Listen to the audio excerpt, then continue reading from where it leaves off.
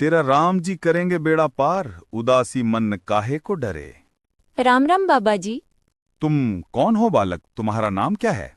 मेरा नाम अढ़ैया है। मेरे माता पिता नहीं हैं। मैं गंगा किनारे ही रहता हूँ। अढ़ैया, ये कैसा नाम है? मैंने तो ये नाम पहली बार सुना है। लेकिन तुम मेरे साथ मेरे आश्रम में चलो। आश्रम में मैं अकेला रहता हूँ, तुम्हारे साथ रहने से मुझे आनंद होगा। मैं आपके आश्रम आ तो जाऊंगा बाबा जी, लेकिन मेरा शरीर तो देख लो। इस उम्र में मैं 2-2.5 किलो की बाटी अकेला खा जाता हूँ, और उसके साथ दाल चावल भाजी साग मिठाई ये सब अलग से खाता हूँ। इसी कारण लोग अढ़ैया कहते हैं। अरे भाई, कोठार भरे हैं। ठाकुर जी ने बहुत दिया है। हमारे आश्रम में खाने की कोई कमी नहीं है। तुझे जितना खाना हो उतना खाना, भरपेट खाना। और ये नाम भी मुझे बहुत पसंद आया। तो चल, मेरे आश्रम चल। आप कहोगे उतना काम करूंगा बाबा जी, लेकिन खाना खिलाने में कोई कमी मत रखना। 2-2.5 किलो की बाटी तो चाहिए ही चाहिए मुझे। फिर खुराक भी बढ़े तो कुछ नहीं कह सकता। अरे भाई, तू जितना खाना हो खा लेना। ये हमारा आश्रम है, यहाँ तुझे कोई मना नहीं है। लेकिन हमारे आश्रम का एक नियम है कि एकादशी के दिन उपवास होता है। उपवास में क्या करना होता है बाबा जी? उस दिन आश्रम में चूल्हा नहीं जलेगा। उस दिन भूखा ही रहना होता है। ये एकादशी महीने में कितनी बार आती है? 2 बार। एक पूर्णिमा की एकादशी और दूसरी अमावस्या की एकादशी। तो 2 दिन भूखा रहना पड़ेगा। नमो नारायण, मैं जा रहा हूँ। एकादशी के उपवास करने पड़े, ये बात मुझे पसंद नहीं है। पर क्यों?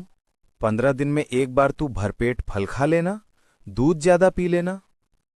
नहीं बाबा जी, बाटी तो चाहिए 2-2.5 किलो की। ठीक है, तू खाना खा लेना, लेकिन आश्रम में चूल्हा नहीं जलेगा। तू सब्जी आटा लेकर आश्रम से दूर जंगल में जाकर वहां रसोई बनाकर खा लेना। वैसे तू एकादशी करता तो मुझे आनंद होता, पर तू समझता नहीं है। पर ठीक है, आश्रम में रसोई मत बनाना।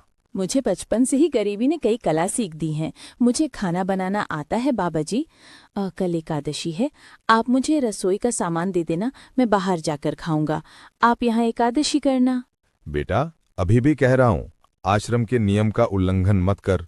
तो ठीक है बाबा जी, फिर आप मुझे जाने दो। तो एकादशी के दिन ये सब कर रहा है? हमारे आश्रम में ऐसा नियम है कि ठाकुर जी को भोग लगाकर ही खाना खाया जाता है। इसलिए ठाकुर जी को भोग लगाकर ही खाना खाना। ठाकुर जी मतलब कौन बाबा जी? ठाकुर जी मतलब भगवान, ईश्वर। भोग लगाने पर वो सामने आएंगे, तो फिर ज्यादा सामान दो। अरे मूर्ख, तुझे कैसे समझाऊं? भगवान नहीं आते, सिर्फ तुझे भावना करनी है। कैसी भावना? जब रसोई तैयार हो, तब थाली के सामने बैठकर दोनों हाथ जोड़कर ठाकुर जी को खाना खाने बुलाना। मेहरबानी करके इतना नियम पालन करना। ठीक है बाबा जी, मैं ऐसा ही करूंगा। यह लड़का ठीक है, लेकिन एकादशी की होती तो कितना अच्छा होता।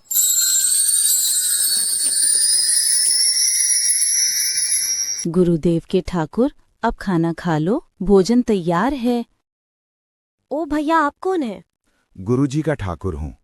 गुरुजी के ठाकुर? बाबा जी तो कहते थे ठाकुर जी नहीं आते, और आप आ गए।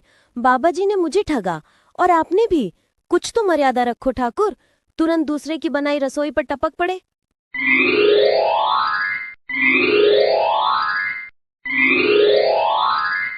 तूने एकादशी नहीं की, मुझे अच्छा नहीं लगा। खाना खाया?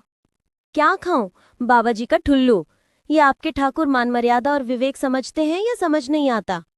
एक तो एकादशी नहीं की और ठाकुर को क्यों अपवाद कर रहा है? तो क्या करूं? आपके कहे अनुसार मैंने हाथ जोड़कर बोला, गुरुदेव के ठाकुर पधारो। तो जैसे कुछ नहीं, आकर सीधा खाने लगा। मेरी बात पूरी हो उससे पहले सब निपटा गया, भुक्कड़ कहीं का। भगवान थोड़े तेरे पास आएंगे। एक तो खाना भी खा लिया और झूठ भी बोल रहा है। मैं झूठ नहीं बोलता बाबा जी। कल एकादशी है। हाँ बाबा जी, मुझे याद है। कल मैं 2.5 किलो आटा नहीं लूंगा, 5 किलो लूंगा। क्योंकि आपका ठाकुर आता है, 2.5 किलो का खाना उनका और 2.5 किलो का मेरा। तुझे जितना लेना हो उतना ले जाना। या तो खुराक बढ़ गई होगी या मित्र होंगे। ठाकुर जी को क्यों अपवाद कर रहा है? गुरुदेव के ठाकुर, अब खाना खा लो, भोजन तैयार है। आप अकेले अकेले कहाँ जा रहे हैं स्वामी? मुझे भी साथ ले चलिए। मेरा एक भक्त मुझे भोजन के लिए बुला रहा है, पर वहां 2 लोगों के लिए भोजन की व्यवस्था नहीं है। कोई बात नहीं, जितना भी होगा हम आधा आधा बांट लेंगे। ठीक है, लेकिन वह लड़का कुछ भी बोले उसकी तरफ ध्यान मत देना। गुरुदेव के ठाकुर, अब खाना खा लो, भोजन तैयार है। ठाकुर, अब ये बहन कौन आ गई? ठाकुर, ये कौन है? ये मेरी पत्नी है। तो आप विवाहित हैं, पहले बोलना चाहिए था। अक्ल है कि नहीं? खाओ खाओ, सब खा जाओ।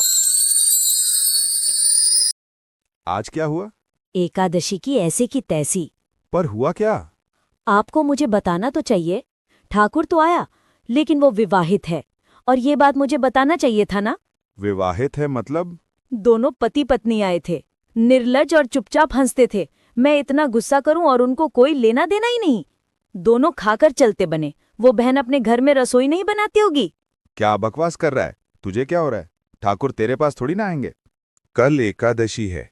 हाँ, मैंने कैलेंडर पहले ही देख लिया। आज मैं 5 किलो आटा नहीं लूंगा, 7.5 किलो आटा लूंगा। 2 लोग वो और एक मैं। तुझे जितना राशन ले जाना हो उतना ले जाना, मैं कब मना करता हूँ, पर तू झूठा नाटक मत कर। मैं झूठ नहीं बोलता और ना ही नाटक कर रहा हूँ। आप ही खेल खेलते हो। 2 एकादशी से मुझे भूखा मार डाला। गुरुदेव के ठाकुर, आप खाना खा लो, भोजन तैयार है। आप दोनों अकेले अकेले कहाँ जा रहे हैं? मैं भी भंडारा खाने आपके साथ चलूंगा। ओ भैया, ये दूसरे भैया कौन है? ये मेरे छोटे भाई हैं। आप मुझे बताएंगे कि आपके घर में सदस्यों की संख्या कितनी है? मुझे राशन का तो पता चले। आज तो ठीक से खाना खाया ना। मुझे गुस्सा मत दिलाओ बाबा जी। पता नहीं इस बच्चे की क्या समस्या है। कल एकादशी है और मैं 10 किलो आटा लूंगा। 10 नहीं, 20 किलो राशन ले जा, लेकिन ठाकुर जी को अपवाद मत कर। गुरुदेव के ठाकुर, आप खाना खा लो, भोजन तैयार है। आज मैं भी आपके साथ आऊंगा प्रभु।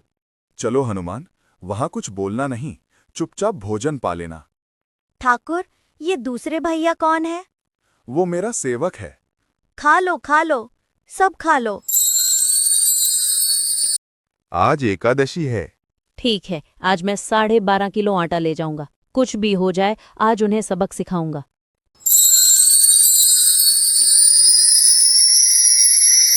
गुरुदेव के ठाकुर, आप खाना खा लो, भोजन तैयार है। अरे आज तो तूने कुछ बनाया ही नहीं है। अब से ऐसा ही होगा। आपके भैया को बोलो लकड़ियां काट के लाएं और इस पवन पुत्र को बोलो आग जलाए। अपनी पत्नी को बोलो रसोई बनाए। आप उन्हें मदद करो और भोजन तैयार हो तब मेरी थाली अलग करके फिर अपना पाना। अरे तेरी बनाई हुई रसोई तो हम पिछली 4 एकादशी से पा रहे हैं, लेकिन आज हम तुझे खिलाएंगे। हनुमान, तुम लक्ष्मण को साथ ले जाकर लकड़ियां काट के ले आओ।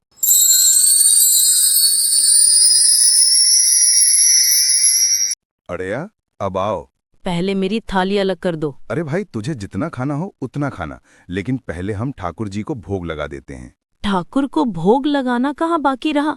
आप ही तो ठाकुर हैं। आप ही तो हर एकादशी के दिन आते हैं। जैसे तेरे गुरुजी का ठाकुर मैं हूँ, वैसे ही मेरा भी कोई ठाकुर है, तो वो आएगा। कोई नहीं आएगा। पर हमारा भी नियम है, तो जल्दी करो, आओ ठाकुर जी को भोग लगा। अखिल ब्रह्मांड के ठाकुर, आप पधारो। अब ये सब कौन है? प्रणाम प्रभु, आइए आसन ग्रहण कीजिए। आओ अढ़ैया, बैठो, भोजन ग्रहण करो। नहीं, आज मेरा एकादशी का व्रत है। अरे अढ़ैया, बैठो तो क्या हुआ? आपने अपने लोगों की पूरी थाली भर दी और मुझे सुपारी के दाने के बराबर एक टुकड़ा दिया है। अरे तू चख तो सही, तेरी बनाई रसोई तो हम रोज खाते हैं। अरे ये मुझे क्या हो रहा है? बचाओ, बचाओ बाबा जी। हे असंख्य जीवों के स्वामी, मुझे माफ कर दो। मैंने आपको बहुत बुरा भला कहा है। नहीं अढ़ैया, तुम निश्चल हृदय के स्वामी हो। तुम सच्चे मन से मुझे बुलाते थे, तभी तो मैं तुम्हारे पास आता था, और तुम्हारे सभी बंधनों को काटना मेरी जिम्मेदारी थी। जाओ, अब नई जिंदगी की शुरुआत करो।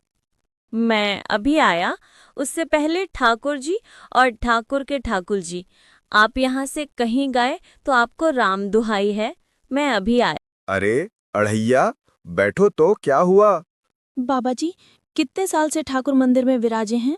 100 साल से। कभी ठाकुर जी ने सामने से आकर भोजन पाया है? मुझे तंग करना कब छोड़ेगा? 5 एकादशी से तो व्रत खंडित कर रहा है। मैं झूठ नहीं बोल रहा, आप मौका ना चूके। बाबा जी आइए और देखिए, ठाकुर जी खा रहे हैं और ठाकुर का ठाकुर भी खा रहा है।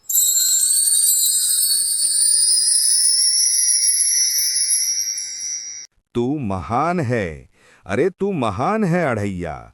वास्तव में मुझे मेरे राम के चरणों में गिरना चाहिए, लेकिन फिर भी मैं तेरे चरण पकड़ता हूँ, क्योंकि तेरे इस भोलेपन से मैंने अपने ठाकुर को पाया है। तूने मेरे हरि को पा लिया। तू महान है। अड़ैया ने हमें ये सिखाया कि भक्ति नियमों से नहीं, हृदय की सच्चाई से होती है।